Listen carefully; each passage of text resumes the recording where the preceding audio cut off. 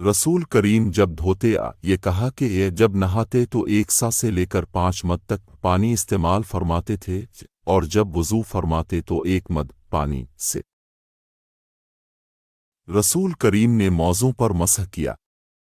अब्दुल्ला बिन उमर रज़ी अल्लाह अन्हुमा ने अपने वालिद माजिद उमर रज़ी अल्लाह अन्हु से इसके बारे में पूछा तो उन्होंने कहा, सच है, और याद रखो जब तुमसे साद रसूल अल्लाह की कोई हदीस बयान फरमान तो उसके मुतालिक उनके सवा किसी दूसरे आदमी से मत पूछो। और मूसा बिन अक़बा कहते हैं कि मुझे अब्बाल नज़र ने बतलाया, उन्हें अबू सल्लमा ने खबर दी कि साद बिन इब्बी वकास ने उनसे रसूल अल्लाह की ये हदीस बयान की। फिर उमर रज़ी अल्लाह अन्हु ने अपने बेटे अब्दुल्ला से ऐसा कहा। एक दफ़ा अप हाजत के लिए बाहर गए तो मुगीरा पानी का एक बर्तन लेकर अप के पीछे गए।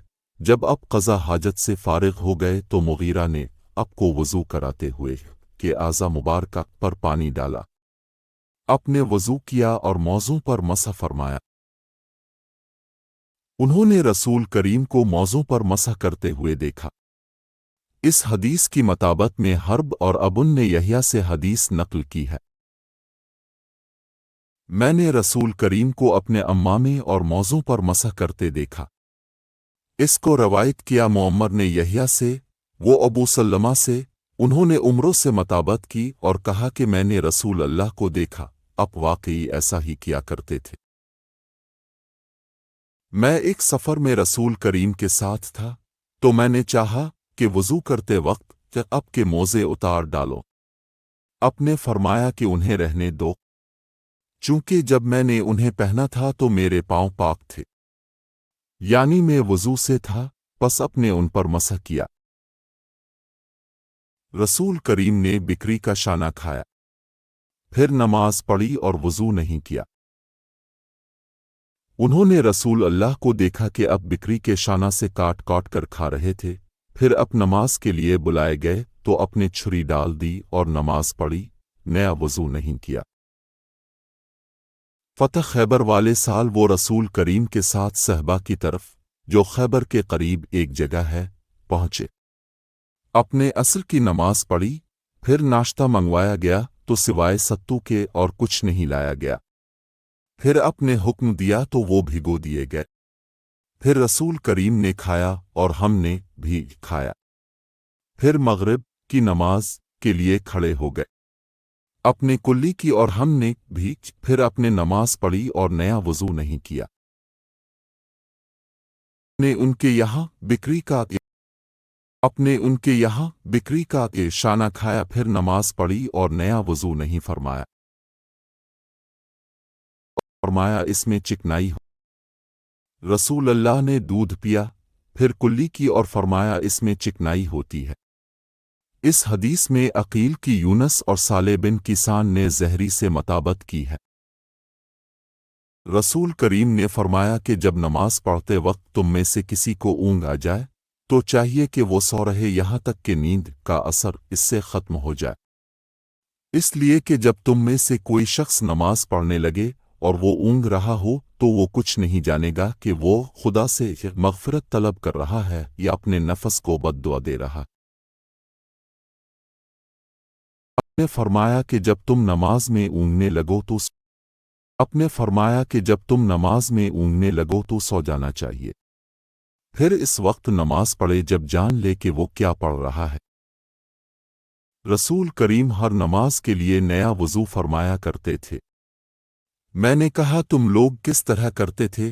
कहने लगे हम में से हर एक को इसका वज़ू इस वक्त तक काफ़ी होता जब तक कोई वज़ू तोड़ने वाली चीज़ पेश न आ जाती, यानी पेशाब, पाखाना, नींद वगैरह। हम खैबर वाले साल रसूल करीम के हमरा जब सहबाक में पहुँचे तो रसूल करीम ने हमें असर की नमाज पढ़ाई। जब नमाज पढ़ चुके तो अपने खाने मंगवाए, मगर खाने में क्या सिर्फ सत्तू ही लाया गया। सो हमने इसी को खाया और पिया। फिर रसूल करीम मगरिब की नमाज के लिए खड़े हो गए तो अपने कुल्ली की, फिर हमें मगरिब की नमाज पढ़ाई और नया वज़ू नहीं किया। रसूल अल्लाह एक दफ़ा मदीना मक्के के एक बाग में तशरीफ़ ले गए।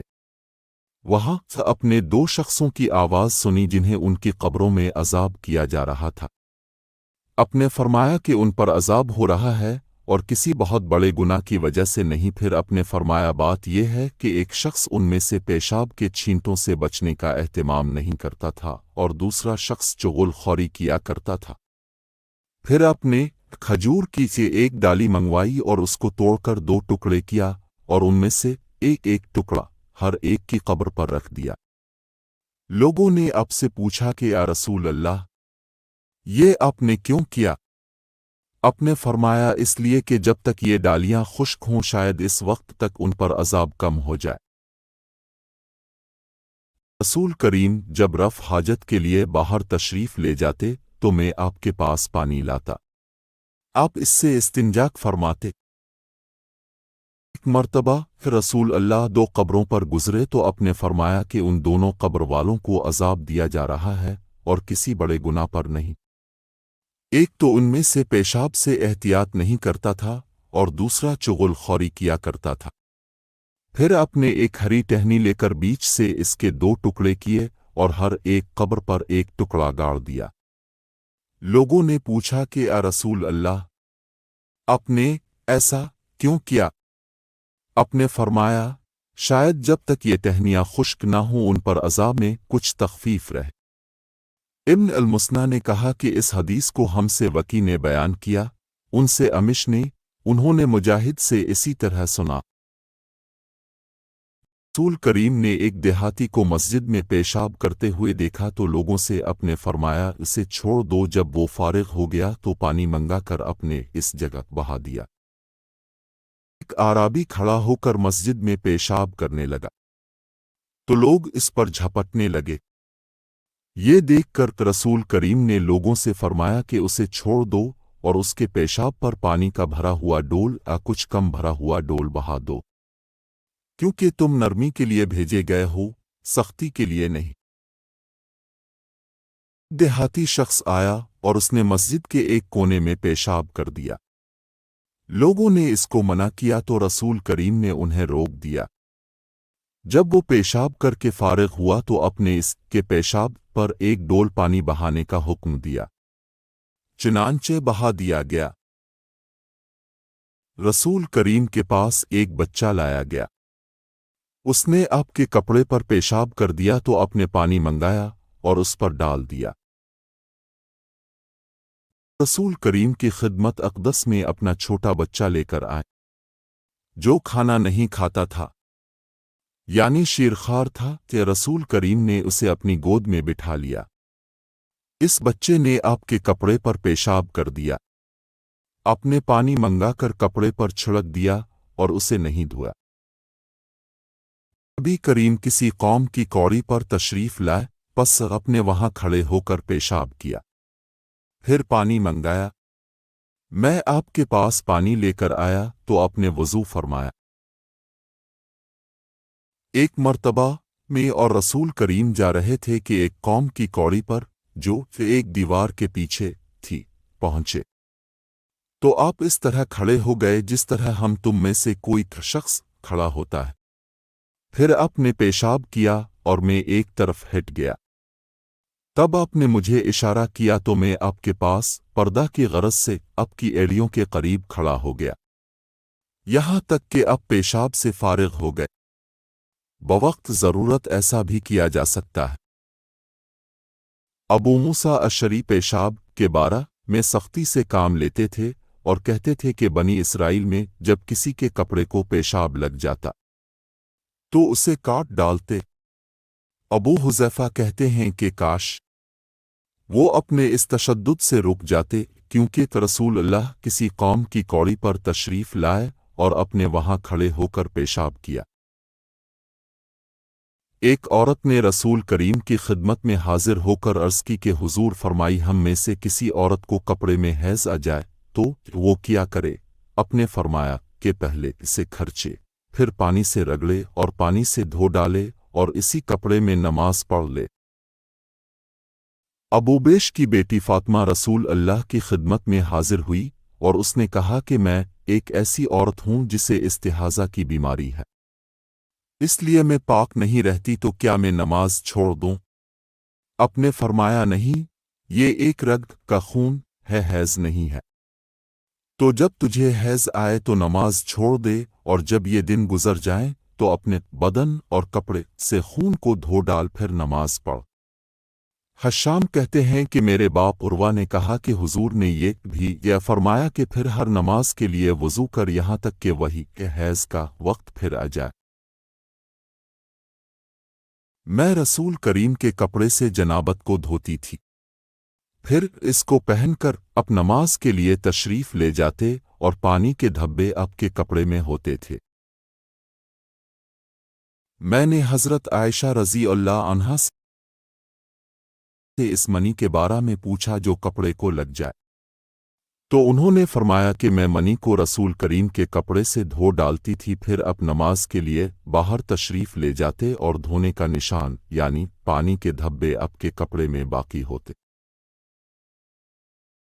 میں نے اس کپڑے کے متعلق جس میں جنابت ناپاکی کا اثر آ گیا ہو سلیمان بن یسار سے سنا، وہ کہتے تھے کہ حضرت عائشہ رضی اللہ عنہا نے فرمایا کہ میں رسول کریم کے کپڑے سے منی کو دھو ڈالتی تھی، پھر اب نماز کے لیے باہر نکلتے، اور دھونے کا نشان یعنی پانی کے دھبے کپڑے میں ہوتے۔ وہ رسول کریم کے کپڑے سے منی کو دھو ڈالتی تھیں۔ وہ فرماتی ہیں کہ پھر کبھی میں ایک دھبا کئی دھبے دیکھتی تھی۔ کچھ لوگ اکل ارینا قبیلوں کے مدینہ میں آئے اور بیمار ہو گئے۔ رسول اللہ نے انہیں لقاہ میں جانے کا حکم دیا اور فرمایا کہ وہاں اونٹوں کا دودھ اور پیشاب پی۔ چنانچہ وہ لقاہ چلے گئے، اور جب اچھے ہو گئے تو رسول کریم کے چرواہے کو قتل کر کے وہ جانوروں کو ہانک کر لے گئے۔ علی صبح رسول کریم کے پاس اس واقعہ کی خبر آئی تو آپ نے ان کے پیچھے آدمی دوڑائے۔ دن چڑھے وہ حضور کی خدمت میں پکڑ کر لائے گئے۔ آپ کے حکم کے مطابق ان کے ہاتھ پاؤں کاٹ دیے گئے، اور آنکھوں میں گرم سلاخیں پھیر دی گئیں، اور مدینہ کی پتریلی زمین میں ڈال دیے گئے۔ پیاس کی شدت سے وہ پانی مانگتے تھے، مگر انہیں پانی نہیں دیا جاتا تھا۔ ابو قلابہ نے ان کے جرم کی سنگینی ظاہر کرتے ہوئے یہ کہا کہ ان لوگوں نے چوری کی اور چرواہوں کو قتل کیا، اور آخر ایمان سے پھر گئے اور اللہ اور اس کے رسول سے جنگ کی۔ رسول اللہ مسجد کی تعمیر سے پہلے نماز بکریوں کے باڑے میں پڑھ لیا کرتے تھے۔ معلوم ہوا کہ بکریوں وغیرہ کے باڑے میں بوقت ضرورت نماز پڑھی جا سکتی ہے۔ رسول کریم سے چوہے کے بارے میں پوچھا گیا جو گھی میں گر گیا تھا۔ فرمایا اس کو نکال دو اور اس کے آس پاس کے گھی کو نکال پھینکو اور اپنا باقی گھی استعمال کرو۔ رسول کریم سے چوہے کے بارے میں دریافت کیا گیا جو گھی میں گر گیا تھا۔ آپ نے فرمایا کہ اس چوہے کو اور اس کے آس پاس کے گھی کو نکال کر پھینک دو۔ مان کہتے ہیں کہ مالک نے اتنی بار کہ میں گن نہیں سکتا، یہ حدیث ابن عباس سے اور انہوں نے حضرت میمونہ سے روایت کی ہے۔ آپ نے فرمایا ہر زخم جو اللہ کی راہ میں مسلمان کو لگے وہ قیامت کے دن اسی حالت میں ہوگا جس طرح وہ لگا تھا۔ اس میں سے خون بہتا ہوگا جس کا رنگ تو خون کا سا ہوگا اور خوشبو مشک کی سی ہوگی۔ ہم لوگ دنیا میں پچھلے زمانے میں آئے ہیں مگر آخرت میں سب سے آگے ہیں۔ یہ بھی یا فرمایا کہ تم میں سے کوئی ٹھہرے ہوئے پانی میں جو جاری نہ ہو پیشاب نہ کرے، پھر اسی میں غسل کرنے لگے۔ ایک دفعہ رسول کریم کعبہ شریف میں سجدہ میں تھے۔ ایک دوسری سند سے ہم سے احمد بن عثمان نے بیان کیا، کہا ہم سے شری بن مسلمہ نے، کہا ہم سے ابراہیم بن یوسف نے اپنے باپ کے واسطے سے بیان کیا، وہ ابو اسحاق سے روایت کرتے ہیں۔ ان سے عمرو بن میمون نے بیان کیا کہ عبداللہ بن مسعود نے ان سے حدیث بیان کی کہ ایک دفعہ رسول کریم کعبہ کے نزدیک نماز پڑھ رہے تھے اور ابو جہل اور اس کے ساتھی بھی وہیں بیٹھے ہوئے تھے، तो उनमें से एक ने दूसरे से कहा कि तुम में से कोई शख्स है जो कबीले की जो ऊँटनी ज़बह हुई है इसकी ओझड़ी उठा लाए और लाकर जब मोहम्मद सजदा में जाएं तो उनकी पीठ पर रख दे।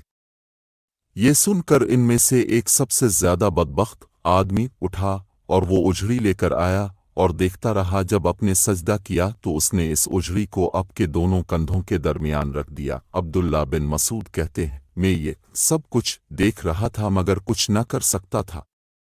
काश उस वक्त मुझे रोकने की ताकत होती। अब्दुल्ला कहते हैं कि वो हंसने लगे और हंसी के मारे लूट पोट होने लगे और रसूल अल्लाह सजदा में थे, बोझ की वजह से ये अपना सर नहीं उठा सकते थे।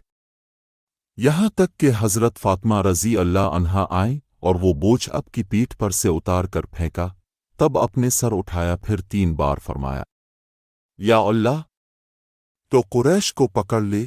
ये बात उन काफिरों पर बहुत भारी हुई कि अपने उन्हें बद्दुआ दी। अब्दुल्ला कहते हैं कि वो समझते थे कि इस शहर मक्का में जो दुआ की जाए वो ज़रूर कबूल होती है। फिर अपने उनमें से हर एक का जुदा जुदा नाम लिया कि ए अल्लाह इन जालिमों को ज़रूर हलाक कर दे।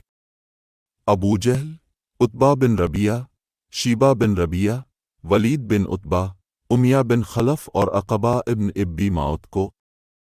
7वें आदमी का नाम भी लिया मगर मुझे याद नहीं रहा। इस ज़ात की किस्म जिसके कब्ज़े में मेरी जान है कि जिन लोगों के बद्दुआ करते वक्त अपने नाम लिए थे, मैंने उनकी लाशों को बदर के कुनवे में पड़ा हुआ देखा।